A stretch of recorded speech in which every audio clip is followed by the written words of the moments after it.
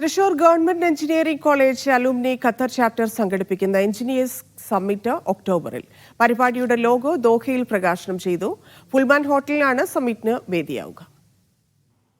Qatar engineers summit അഥവാ question എന്ന പേരിൽ സംഘടിപ്പിക്കുന്ന പരിപാടി ഖത്തറിലെ ഇന്ത്യൻ അംബാസിഡർ വിപുൽ ഉദ്ഘാടനം ചെയ്യും. ഒക്ടോബർ 12-ന് ദോഹ വെസ്റ്റ് ബേയിലെ പുൾമാൻ ഹോട്ടലിൽ വൈകിട്ട് 3:30 മുതൽ 9 മണി വരെയാണ് സമ്മിറ്റ്. എഞ്ചിനീയറിംഗ് മേഖലയിൽ ആർട്ടിഫിഷ്യൽ ഇന്റലിജൻസിന്റെ സാധ്യതകൾ സമ്മിറ്റ് ചർച്ച ചെയ്യും. Artificial intelligence in project management and engineering എന്നതാണ് ഈ വർഷത്തെ വിഷയം. US ആസ്ഥാനമായ Taiyo AI CEO doctor Saurabh Mishra, Infopark CEO Sushant Kurunthil, Microsoft Middle East regional director Shijas Abdul Kareem എന്നിവർ വിവിധ വിഷയങ്ങളിൽ സംസാരിക്കും.